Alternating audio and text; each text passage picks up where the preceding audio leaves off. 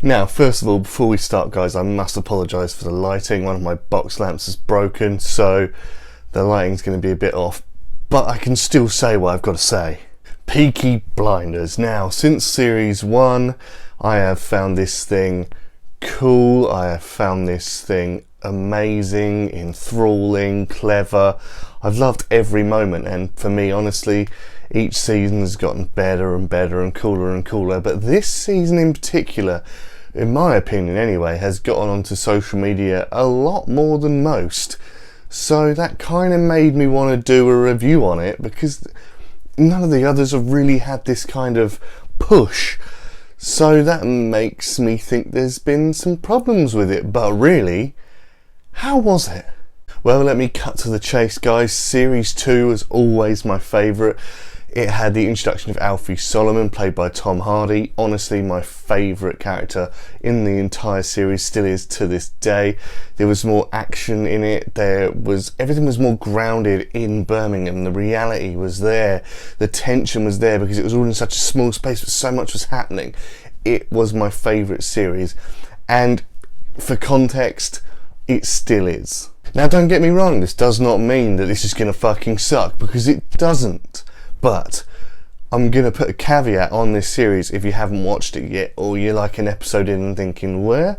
Honestly, if you're a Peaky Blinders fan, come on in. It's still good. But you have to be patient. Yeah, I know it sounds odd, but there's not as much slow-mo, walking next to fireballs in Birmingham, metal factory. There's not as much gunplay. There's not as much, Tommy working behind the scenes to get people murdered. There's not as much of that. I'd say personally it's more of like a political, debate in a way. There's lots more going on. There is so much in terms of like political parties. You've got an amazing performance by Sam Claflin, who becomes like the leader of a fascist party.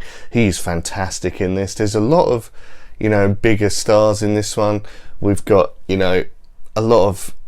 got some American actresses, but I'm not going to tell you about. I don't want to give too much away, just in case people are only sort of 2 episodes in, or they're going to catch up with it and watch it in a big bulk. But honestly, this for me is a slow one. Even I thought, a couple of episodes in, there's only 6 in a series of Peaky Blinders, and yet 2.5 in, there wasn't much going on. There's not as much of the Peaky formula, but I really think you have to keep going, keep looking for the end game. Honestly, it's worth it. It's also more heavily based around Tommy, more based around his problems with the family. It's got him, thinking about Grace again. It's got so much more of him being mentally drained and mentally struggling with the power that he has, and the responsibilities that he has is so much more to do with his psyche than it is about him just trying to get to the next stage of where the Blinders can end up. It's very mentally, it's one of those sort of mental fuck you in the head kind of things, rather than it is just the action. If you've watched a few, you'll know what I mean. What I will say, if you're sort of waning towards not watching it, or you're worrying if anything's going to happen, just bear with. Oh, that final episode! Oh my god!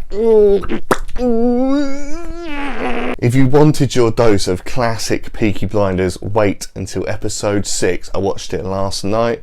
I'm a little bit late to the party. Sunday I went to bed early because I'm lazy.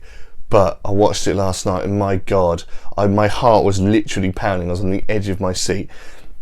If you want a classic dose of Peaky Blinders from the other seasons, wait until the last episode. It is so worth it. Holy shit. That is what everybody wanted. Bring on season 6. I cannot wait. I know, I've heard on the grapevine they're doing at least 2 more series. Bring it on, please. Oh my god, and there's some massive surprises in it. You have to watch it to the end. Now guys, I am going to rate TV series when I do them, but I'm going to give this a slightly different rating system. So Peaky Blinders season 5 gets 4 out of 5 stars. So there you have it, guys. There is a little sort of talk / review on Peaky Blinders season 5. If you have watched it or are watching it, please let me know. And if you're a fan of Peaky Blinders in general, let me know as well. I'd love to know who your favourite character is and all that, and who does the coolest shit. I'd love to know. So guys, until next time, I know it's been a while. I've been busy, there's been shit going on. I'm trying to get back into this thing, but guys, until next time, this is your friendly neighbourhood ginger guy saying, Ginge out.